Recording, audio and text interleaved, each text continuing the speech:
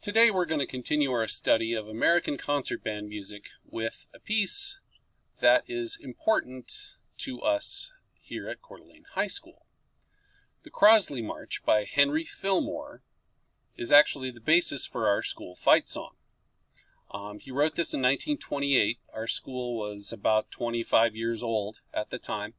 I don't know exactly why they picked this piece to base our fight song on, but they did, and it was probably pretty popular at the time, and it's just stuck. Somebody put words to it at some point, but for the life of me, I can't figure out how the words line up with the music. I don't know.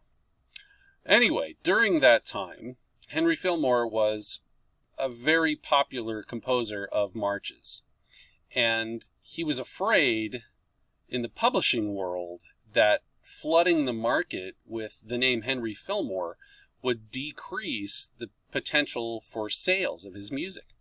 So he did something that a lot of people did at the time. He started using pseudonyms, using other names to publish under. He used the name Harold Bennett a lot for much of his easier music. He used the name Henrietta Moore for kind of the kinder, gentler twilight music, they called it. And he used the name Ray Hall for more difficult music. My favorite one is Gus Beans. That's just a great name. Gus Beans, the March composer. But it's all Henry Fillmore. He did that mainly to increase sales. I've also heard it said that it was to keep his ex-wife from getting some of the money. Could be. He is distantly related, like second cousin, third time removed or something, to President Millard B. Fillmore. So that's where the family name is connected. He had a very good career as a band leader, and in the late 1930s, his doctor told him that he only had a few months to live because his heart was bad. So he said, you really should move somewhere warm. So he moved down to Miami, Florida, and lived for another 30 years. So that doctor didn't know what he was talking about. Earlier in his life, in high school, he actually went to the Miami Military Institute. But this was not the one in Florida. The Miami Military Institute was actually located in Germantown, Ohio. I don't know why it was called the Miami Military Institute. But after that, he went to the Cincinnati Conservatory of Music. And that's where he got most of his formal training. He learned how to play the trombone, but he had to do it in secret because his father basically told him, don't you dare learn how to play the trombone. It's an evil instrument. You see, his father was a composer and publisher of religious music and very much wanted Henry to follow in the family footsteps because his dad and his dad's brother together did this business, and they wrote a lot of religious music, and the trombone was evil, terrible instrument. Don't want to play that. Henry Fillmore's mother bought him one in secret and kept it secret from her husband so he could learn how to do that. So after he left the family business, he actually ran away with the circus. The Lemon Brothers Circus. They traveled, it was like 1905 through 1908.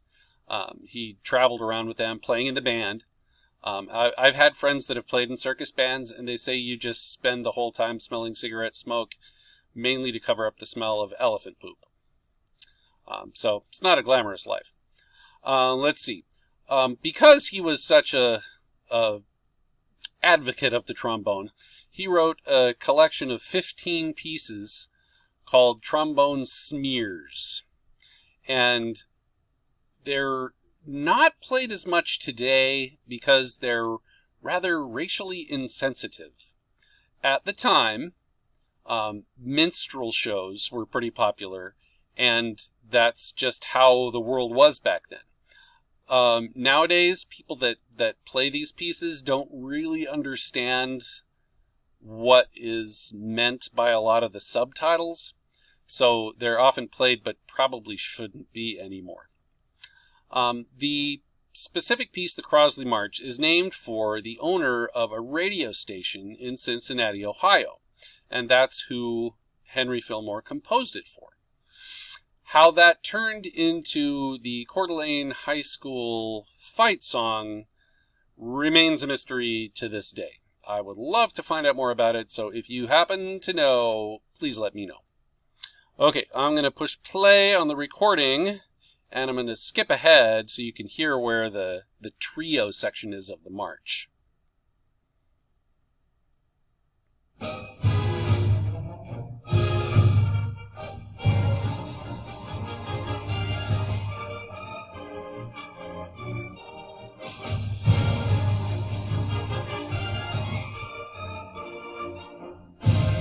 So that's the first part. I'm going to skip ahead here.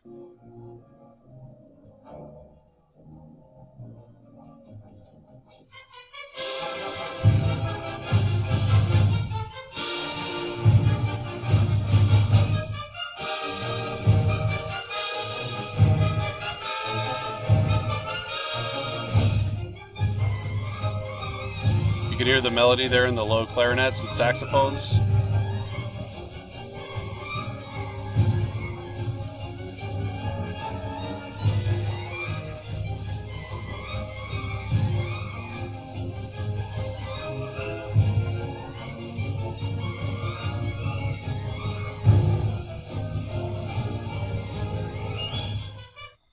Okay, so that is our school fight song. It has since been jazzed up a little bit and rearranged a million times, but the form that we know now, this is the original. So it's kind of interesting to hear where it came from. All right, that's your bit of concert band for this week, and we'll have more coming up.